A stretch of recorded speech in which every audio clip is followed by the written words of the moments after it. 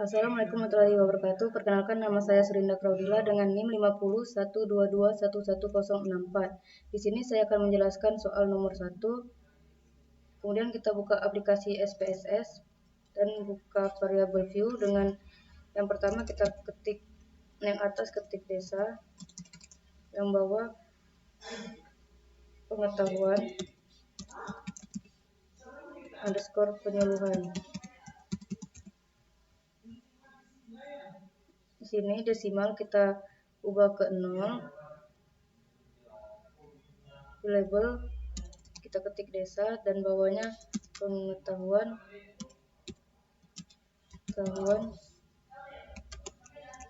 penyuluhan.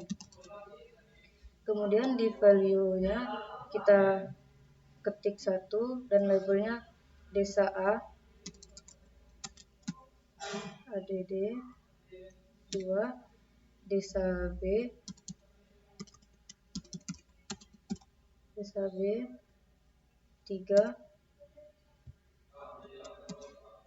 desa C dan 4, desa D. Klik OK.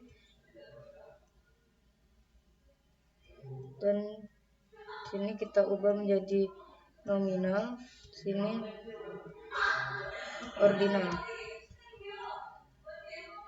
Kemudian datanya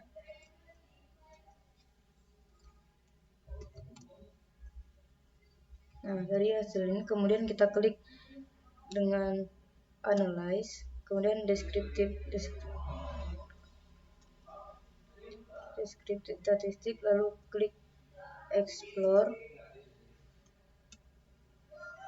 Desa kita ubah ke faktor, pengetahuan ke dependent list, kemudian klik statistik dan klik descriptive, kemudian continue, lalu klik plot, klik faktor, stem dan histogram, lalu klik normality dan klik continue. Setelah itu kita klik OK.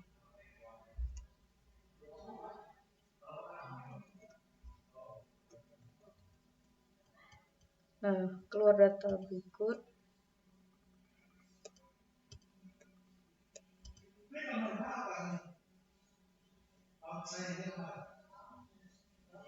Alasan saya menggunakan uji one way ANOVA yaitu karena dari soal ini membandingkan rata-rata pengetahuan dari 4 kelompok, yaitu desa A, B, C, dan D.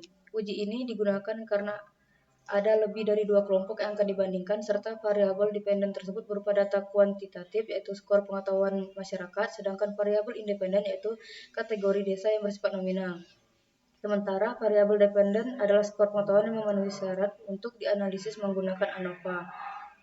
Selain itu, hipotesis yang diuji yaitu mengenai perbedaan rata-rata antara kelompok tersebut. Kesamaan varian antar kelompok juga mendukung penggunaan uji ini karena uji ANOVA menjadi metode statistik yang sesuai untuk membuktikan hipotesis dalam penelitian ini. Jadi, kesimpulan dari hasil analisis ini yaitu diketahui bahwa signifikannya dari keempat desa tersebut yaitu desa A dengan 0,2%, desa B 0,6%, desa C 0,185% dan desa D 0,1%. Jadi hasil di atas signifikan 0,05 yang menandakan bahwa data tersebut berdistribusi nominal. Sekian penjelasan saya mengenai nomor 1. Terima kasih. Oke, baik. Perkenalkan, nama saya Ahmad Ardana dari kelas 22 SOS B dengan NIM 50121211028. Hari ini saya akan menjelaskan soal nomor 2 pada UAS kuantitatif gitu. Nah, untuk soalnya kita bisa lihat di sini.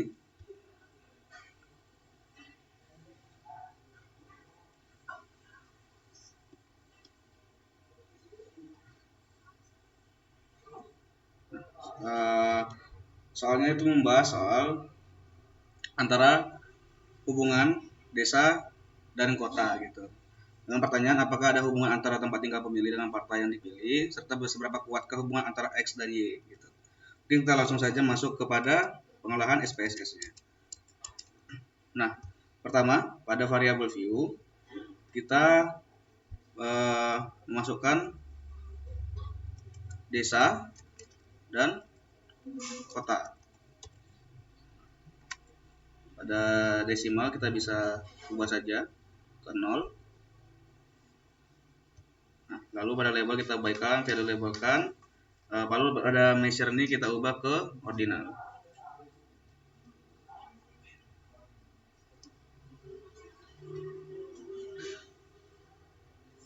Juga sudah, berarti kita masuk pada pengisian data. Nah, pengisian data kita sesuaikan dengan soal yang sudah diberikan gitu. Pada desa kita isi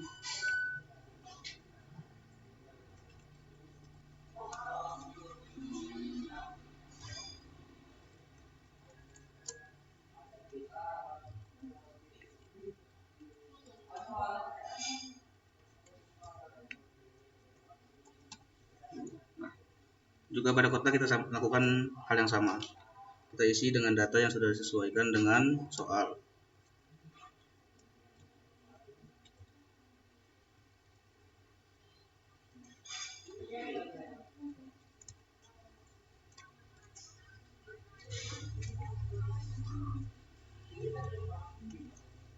Nah, jika sudah mengisi data sesuai dengan apa yang di soal, kita masuk pada analyze, lalu kita berangkat ke correlate. Nah, lalu kita masuk pada bivariate. Nah, di sini di bivariate ini kita pindahkan dua variabel ini ke kolom variabel desa dan kota. Nah, ini harus diperhatikan di sini karena kita ingin menguji ini dengan korelasi Spearman gitu. Kenapa ini kita gunakan korelasi Spearman? Gitu.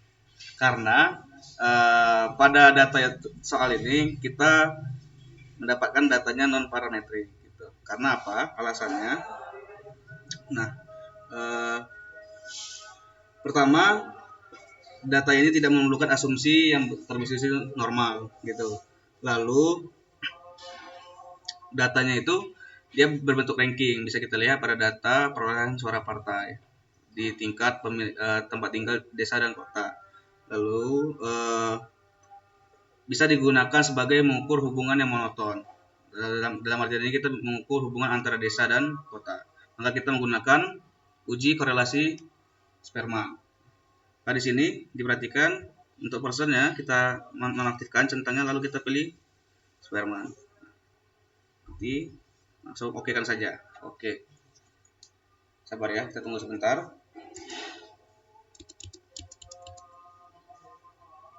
Nah, ini hasil dari analisis korelasi Spearman yang sudah kita lakukan gitu.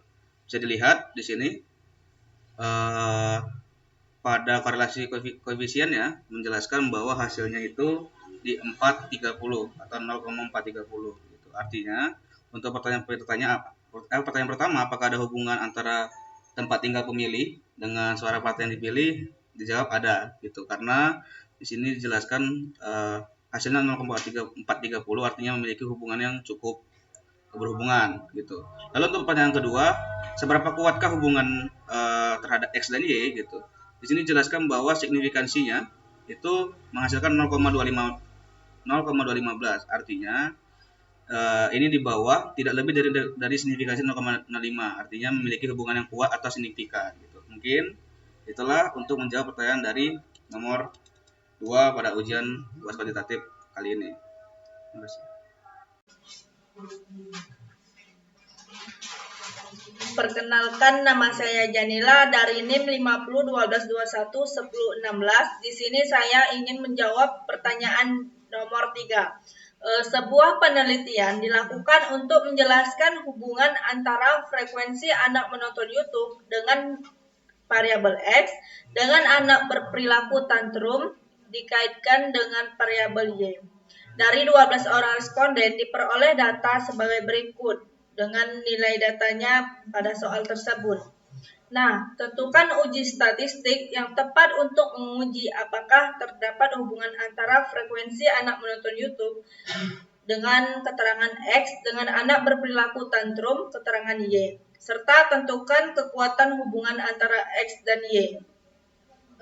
Di sini saya ingin menentukan hipotesis dari soal tersebut, hipotesis 0, yaitu tidak ada hubungan linear antara frekuensi anak menonton YouTube dan anak berperilaku tantrum. Hipotesis alternatifnya adalah terdapat hubungan linear antara frekuensi anak menonton YouTube dan anak berperilaku tantrum.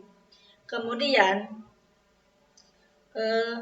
alasan saya mengambil uji ini adalah saya menggunakan uji linear. Saya menggunakan uji korelasi Pearson. Uji korelasi Pearson dapat digunakan karena kedua variabel anak menonton YouTube dan anak berperilaku tantrum berupa data numerik dan terukur pada skala interval atau rasio dengan data yang nominal. Tujuan pada uji ini adalah untuk mengetahui hubungan linear antara dua variabel tersebut, yaitu X dengan frekuensi anak menonton YouTube dan variabel Y anak berperilaku tantrum. Pertama-tama kita buka laman SPSS-nya, kemudian kita berikan variabel X dan variabel Y. Kemudian pada variabel X dalam kolom label kita berikan nama anak menonton YouTube.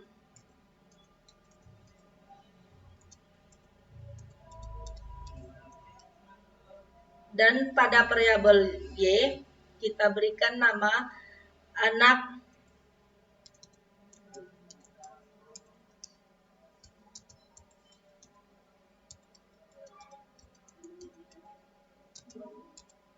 berperilaku tantrum.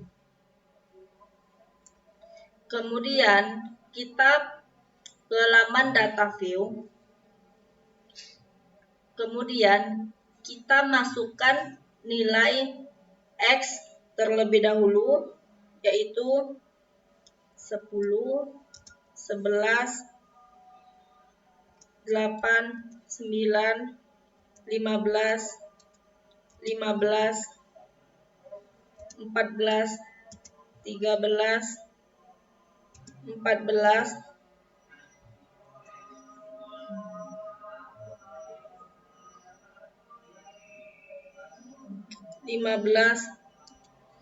15, 10. Kemudian kita berikan nilai pada variabel Y, yaitu 8, 9, 10, 8, 9, 12, 12, 8, 8, 8, 9. Kemudian kita klik analyze, lalu kita pilih correlate, kemudian kita klik bivariate, lalu variabel anak menonton YouTube dan anak berperilaku tantrum kita pindahkan pada kolom variabel. Karena kita ingin menguji korelasi Pearson, maka kita klik Pearson. Kemudian test of significance-nya kita klik to tilde dan flag significant correlation. Kemudian kita klik OK. Maka dapatlah hasil outputnya seperti ini. Di sini saya ingin menjelaskan apakah terdapat hubungan antara frekuensi anak menonton YouTube dengan variabel X dengan anak berperilaku tantrum pada variabel Y. Seperti yang telah kita ketahui bahwa di correlation terdapat pada output nilai signifikan antara variabel X frekuensi anak menonton YouTube dan Y anak berperilaku tantrum adalah 0,552. Inilah nilai signifikannya, yaitu 0,552. Dari nilai ini maka lebih besar dari alfa, yaitu 0,05 alfanya yang telah ditentukan pertama. Maka dapat kita simpulkan bahwa tidak terdapat hubungan yang signifikan antara frekuensi menonton YouTube dengan anak berperilaku tantrum. Dan soal yang kedua yaitu kemudian tentukan kekuatan antara hubungan X dan Y. Seperti yang telah kita ketahui bahwa nilai Pearson, ini nilai Pearsonnya, antara hubungan X dan Y adalah minus 0,191. Dapat kita interpretasi seperti yang kita ketahui pada tabel nilai dari rho juga bisa diinterpretasikan bagaimana makna dari nilai tersebut dengan tabel di bawah ini. Nilai korelasinya adalah minus 0,191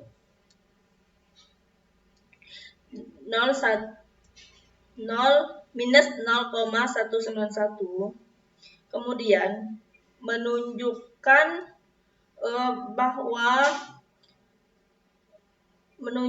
pada tabel yang paling bawah ini, yaitu sangat lemah karena nilainya minus 0,191.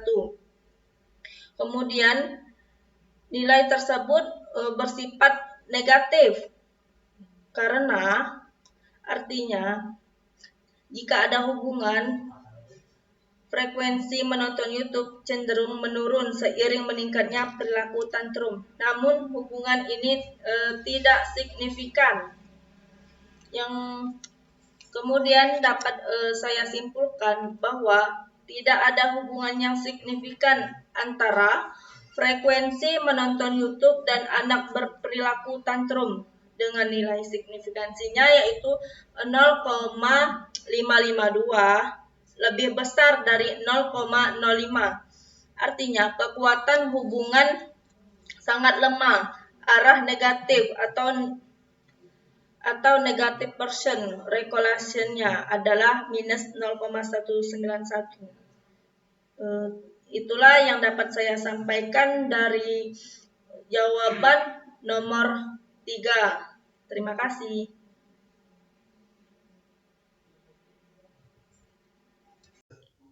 Assalamualaikum warahmatullahi wabarakatuh. Perkenalkan, nama saya Anis Tulisira.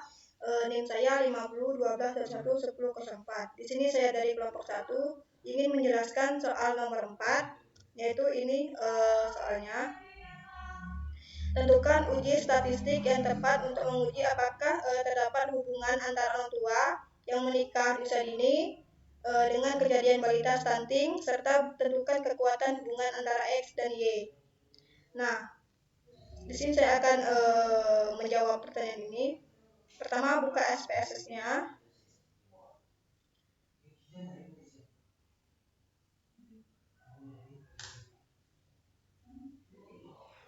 Lalu masukkan variabel view-nya.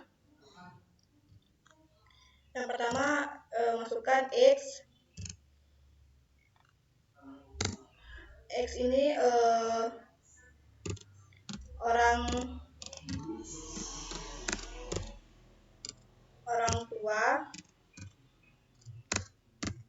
tua menikah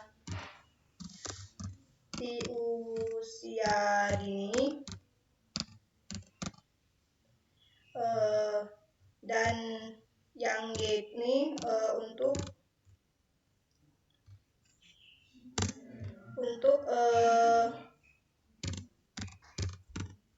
balita stunting.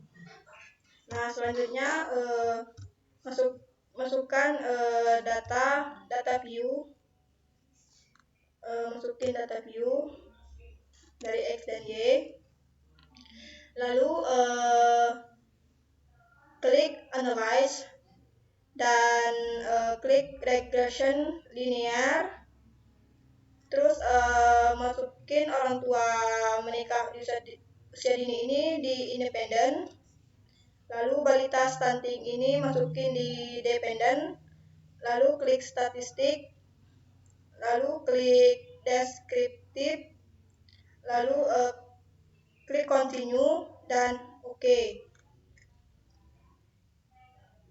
Nah, inilah hasil output dari data tersebut. Nah, mengapa saya mengambil uji regresi linear sederhana ini? Karena di sini saya ingin mengetahui apakah terdapat hubungan dan pengaruh antara dua variabel ini, yaitu usia menikah dini dengan balita stunting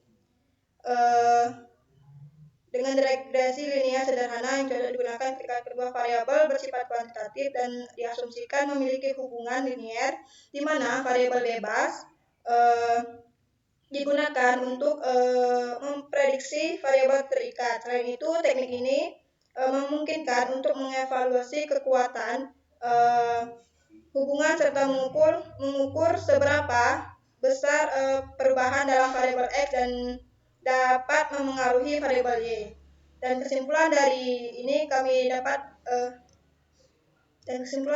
saya melihat dari data correlation, yang dimana untuk menentukan hubungan antara orang tua yang menikah di usia dini dengan kejadian balita stunting, kita melihat pada variabel correlation menunjukkan nilai dari orang tua menikah di usia dini ini 0,081 dan signifikannya 0,387. Artinya terdapat hubungan yang kuat ke arah positif dan signifikan karena di bawah B value 0,05, maka hubungan positifnya ini mendefinisikan semakin tinggi orang tua menikah di usia dini, maka semakin tinggi juga balita stunting. Nah, hanya itu yang saya bisa sampaikan. Saya akhiri, wabillahi taufiq hidayah. Wassalamualaikum warahmatullahi wabarakatuh.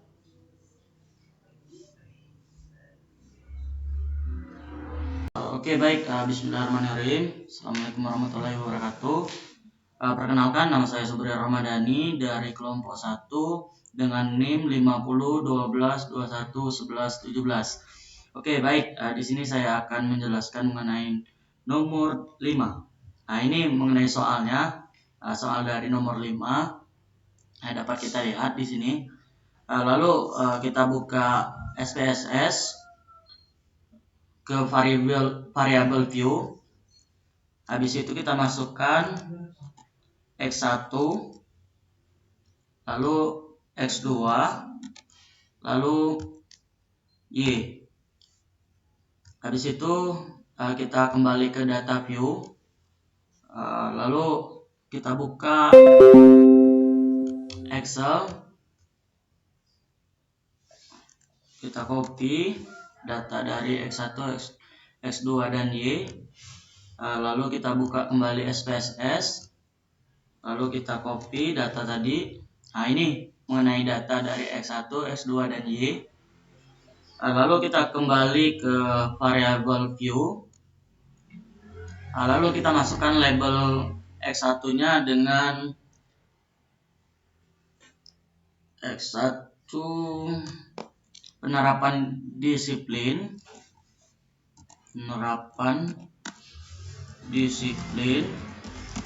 lalu X2 nya mengenai metode penugasan,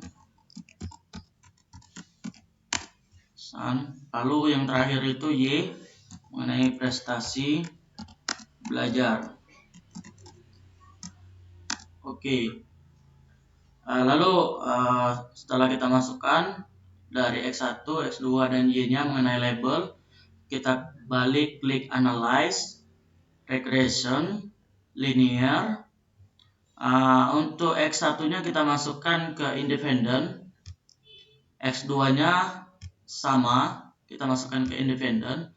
Lalu mengenai Y-nya kita masukkan ke Dependent. Lalu kita klik OK. Oke, baik. Di sini mengenai hasil dari soal nomor 5 tadi. Nah, ini hasilnya. Dapat kita lihat. Dapat kita lihat di sini hasilnya. Lalu kita jelaskan sedikit mengenai hasilnya. Berdasarkan hasil dari output SPSS, nilai R-nya itu adalah 0,945, menunjukkan hubungan yang sangat kuat antara variabel independen atau penerapan disiplin dan metode penugasan dengan variabel dependen yang dimana disebut prestasi belajar. Lalu nilai R square-nya adalah 0,892 yang artinya 80,92,2%. Variasi dalam prestasi belajar dapat dijelaskan oleh variabel penerapan disiplin dan metode penugasan secara bersama-sama. Sisanya 10,8% dijelaskan oleh faktor lain di luar model. Lalu untuk uji simultan atau inovanya, nilai F adalah 29,038 dengan nilai signifikan 0,000 karena nilai sig kurang dari 0,05, maka ada pengaruh yang signifikan secara simultan antara penerapan disiplin dan metode penugasan terhadap prestasi belajar. Lalu untuk uji versialnya, di situ dijelaskan bahwa penerapan disiplin X1 koefisien regresi B sama dengan 1,00, artinya setiap peningkatan 1 unit pada penerapan disiplin akan meningkatkan prestasi belajar sebesar 1,00 unit dengan asumsi variabel lain tetap. Nilai signifikan sama dengan 0,001 kurang dari 0,05. Sehingga pengaruh penerapan disiplin terhadap prestasi belajar signifikan dengan metode penugasan X2 koefisien regresi B sama dengan min 0,196, yang artinya setiap peningkatan 1 unit pada metode penugasan akan menurunkan prestasi belajar sebesar 0,196 unit. Dengan asumsi variabel lain tetap nilai signifikan sama dengan 0,518 lebih dari 0,05, sehingga pengaruh metode penugasan terhadap prestasi belajar tidak signifikan. Lalu persamaan regresinya. Persamaan regresinya adalah Y sama dengan 27,512 plus 1,000 X1 min 0,19 196 X2, di mana Y dijelaskan bahwa Y itu prestasi belajar, lalu X1 penerapan disiplin, dan X2 metode penugasan. Lalu secara kesimpulannya diambil secara simultan, penerapan disiplin dan metode penugasan berpengaruh sangat signifikan terhadap prestasi belajar. Signinya sama dengan 0,00 kurang dari 0,05. Untuk secara versialnya, penerapan disiplin X1 memiliki pengaruh signifikan terhadap prestasi belajar signifikan sama dengan 0,001 kurang dari 0,05. Lalu untuk metode penugasannya di X2 tidak memiliki pengaruh signifikan karena terhadap prestasi belajar signifikan sama dengan 0,518 lebih dari 0,05. Lalu untuk model regresinya, ini menjelaskan 89,2% variabilitasnya dalam prestasi belajar. Mungkin itu saja yang dapat saya sampaikan. Lebih dan kurangnya saya mohon maaf, saya akhiri. Yaitu berdaya. Assalamualaikum warahmatullahi wabarakatuh. Terima kasih. Oke, baik. Dengan saya di sini Oksan Ibikri, saya akan melanjutkan uji statistik menganalisis satu soal untuk nomor 6 ini. Jadi pertama kita akan bacakan dulu soal nomor 6 ini. Sebuah penelitian dilakukan untuk mengetahui menguji metode pengajaran mana yang paling baik dalam meningkatkan hasil belajar mahasiswa sosiologi pada mata kuliah bahasa Inggris. Untuk keperluan tersebut diambil sampel secara acak dengan data sebagai berikut. Ceramah 40 hingga 63, debat 60 hingga 72, dan game 70 hingga 65. Tentukan uji statistik yang tepat untuk menguji hipotesis. Terdapat perbedaan yang signifikan antara metode ceramah, metode debat, dan metode game dalam meningkatkan hasil belajar mahasiswa sosiologi pada mata kuliah bahasa Inggris dengan menggunakan alfa sama dengan 5%. Oke. Pada soal ini terdapat 3 kelompok ya. 3 kelompok. Pada penelitian ini terdapat menggunakan 3 kelompok, yaitu ceramah, debat, dan game. Nah, selain itu, yang kedua yaitu terdapat satu variabel bebas atau variabel independen. Yang mana pada uji ini variabel independennya adalah metode belajar ya, metode belajar mahasiswa sosiologi. Dan yang ketiga, itu terdapat satu variabel terikat atau variabel dependen, yaitu hasil belajar mahasiswa sosiologi atau hasil belajar. Nah, lalu dari soal ini dapat kita simpulkan bahwa uji yang cocok ya untuk uji statistik yang kita pakai untuk menguji soal nomor 6 ini adalah uji ANOVA ya, one way ANOVA.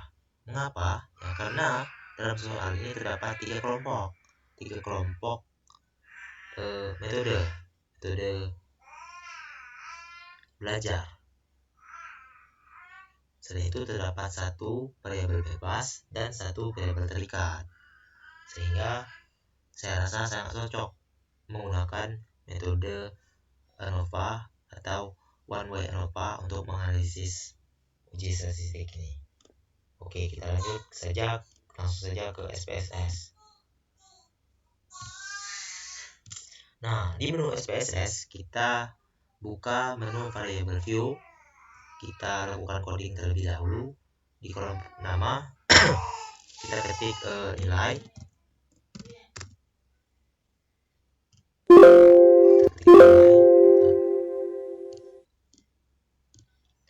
Nilai, enter. Kemudian pada kolom name nomor 2 baris 2 kita ketik metode, enter.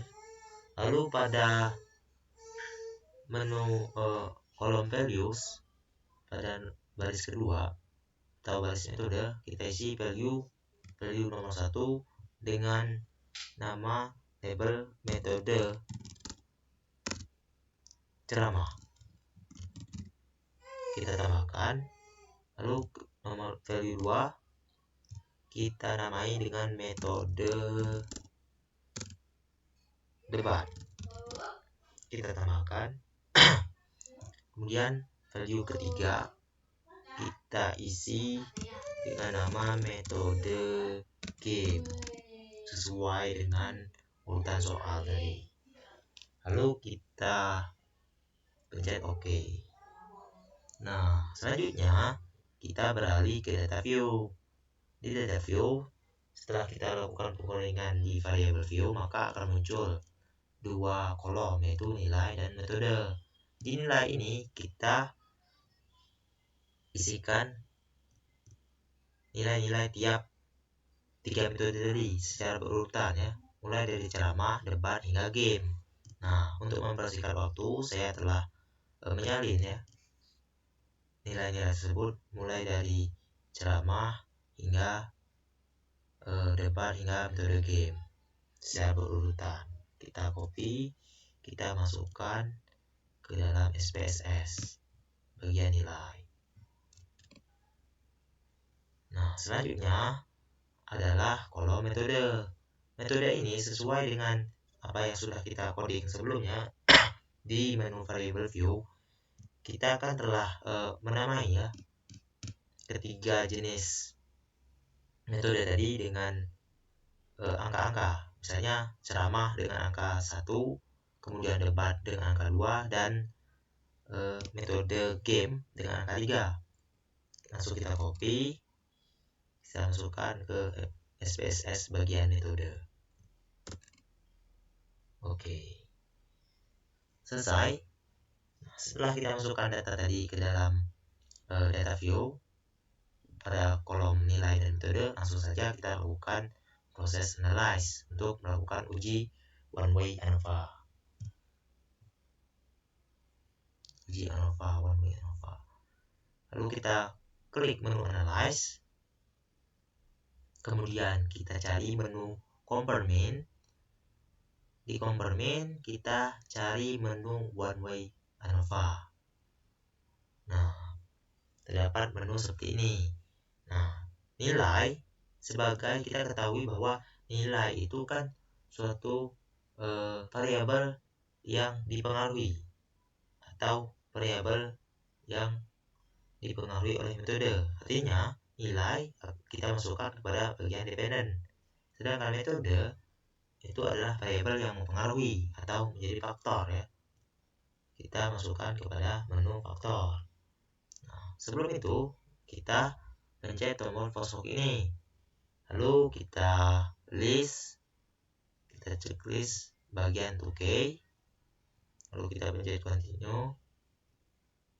Nah, selanjutnya option.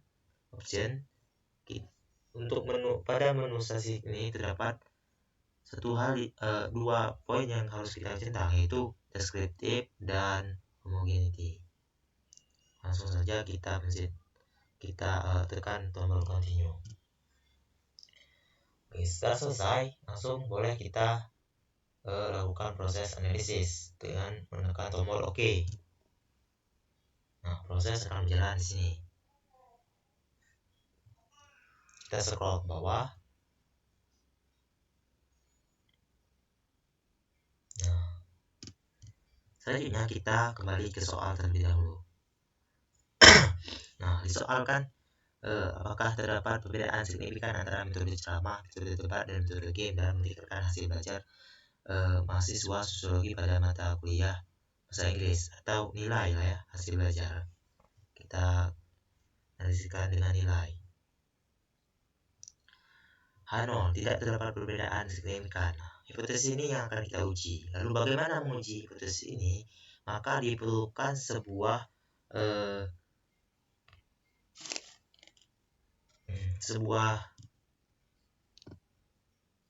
pernyataan terlebih dahulu, atau ke kriteria uji ya statistik. Maka apa kriteria ujinya? Maka kriteria ujinya adalah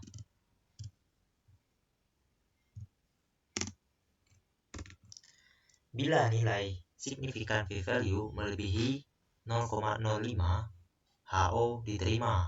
Artinya tidak terdapat perbedaan signifikan. Namun, bila nilai signifikan p-value kurang dari 0,05, artinya HO sama dengan ditolak. Artinya terdapat perbedaan signifikan ya antara ketiga metode belajar mahasiswa dalam menentukan nilai ya hasil akhir belajar mahasiswa sosiologi. Nah, kita kembali lagi ke menu SPSS. Kita buka pada tabel ANOVA. Di sini kita lihat p-value signifikan p-value-nya bernilai 0,000, yang artinya kita kembali ke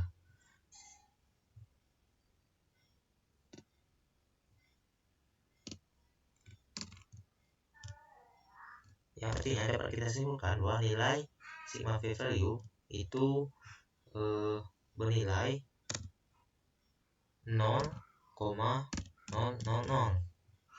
yang artinya itu kurang dari 0,005, yang akhirnya kesimpulannya adalah terdapat perbedaan yang signifikan antara metode ceramah, metode debat, dan metode game dalam meningkatkan hasil belajar mahasiswa sosiologi pada mata kuliah bahasa Inggris dengan menggunakan tingkat signifikansi atau tingkat alfa sebesar sama dengan 5%. Dari hasil ini maka dapat kita simpulkan bahwa H0 ditolak, artinya terdapat perbedaan signifikan ya. Artinya terdapat perbedaan signifikan. Karena H0 ditolak, maka kesimpulannya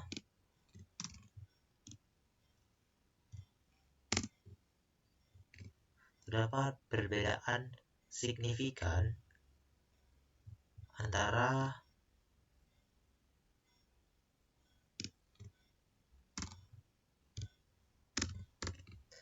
metode ceramah dan metode debat dan metode game dalam meningkatkan hasil belajar mahasiswa sosiologi pada mata kuliah bahasa Inggris. Kesimpulan.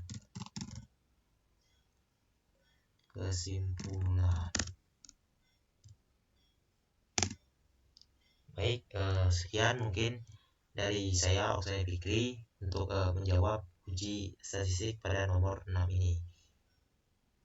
Saya akhiri wabillahi taufiq wal hidayah. Wassalamualaikum warahmatullahi wabarakatuh.